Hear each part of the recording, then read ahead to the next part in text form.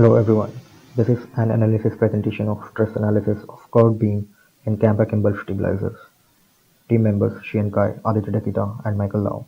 For this project, a curved beam of gimbal stabilizer is analyzed. A three-step approach is taken for the analysis. First, the analytical solution is formulated, then finite element analysis is carried on the part.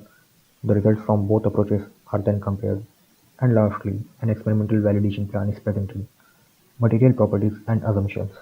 The beam is composed of aluminum having modulus of elasticity 80 gigapascals and Poisson's ratio of 0.33. It is assumed that the material exhibits linear isotropic properties.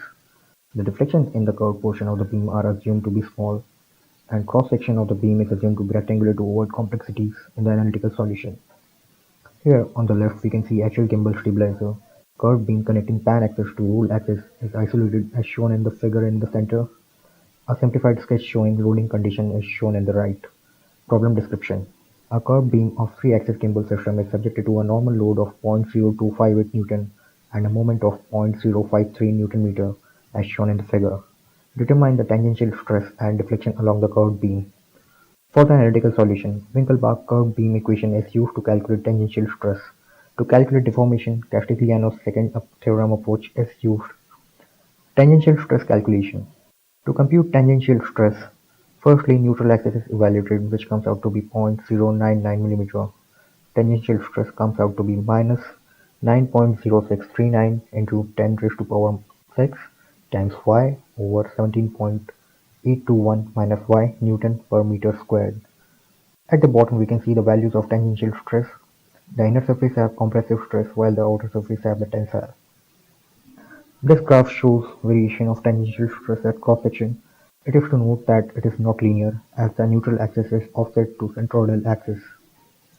Deflection in the beam. The beam is divided in three elements. Element AB is horizontal, curved portion BC, and the vertical element CD.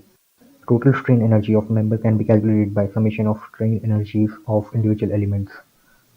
Here is a list of all internal and external loading conditions that adds to strain energy of a member. Here, you can pause the video to look at the strain energy of curved beam. Internal energy of the curved beam U sub BC is partially differentiated with respect to force F to obtain value of deflection. This value comes out to be 1.437 times 10 raised to power minus 7 meter.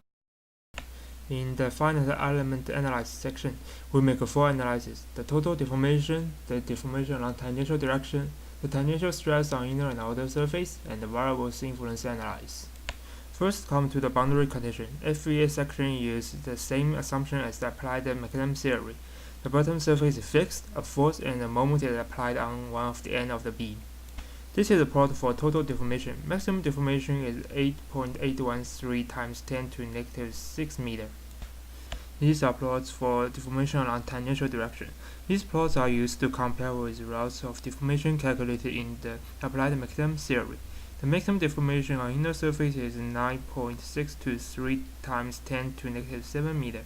The maximum deformation on outer surface is 1.932 times 10 to negative 6 meter. If we assume deformation is linear along radial direction, the deformation at the centroidal axis equals to 1.447 times 10 to negative 6 meter, which is 10 times larger than the calculated value in previous section.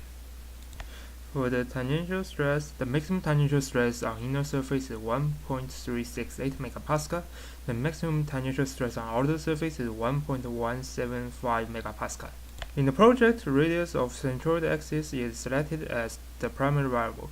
This plot shows total deformation with different radius. It has 41 sample points and range from 15 to 19 millimeters. Value of deformation decreases when the radius increases. This plot shows the tangential stress with different radius. Value of tangential stress on inner surface decreases when radius increases.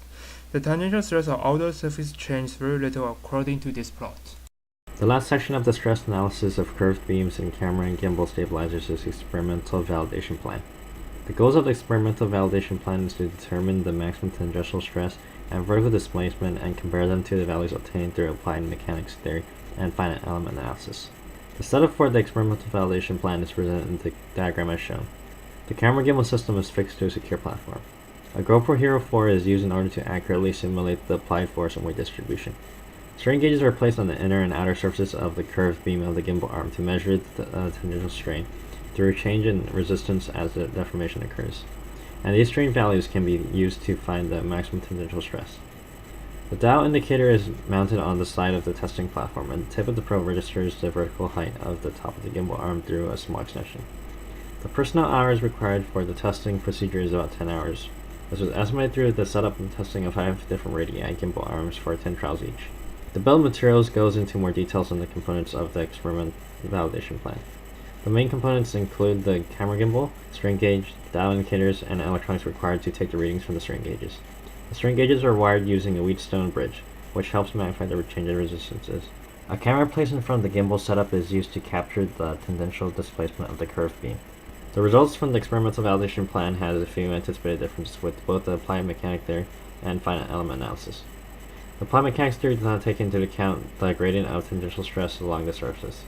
Also, the deflection cannot be found using the Winkelbach curved beam theory that is referenced in section 5.6 of the text. With the results from the finite element analysis, the singularity along the fixed edge pollutes the results of the von Mises stress.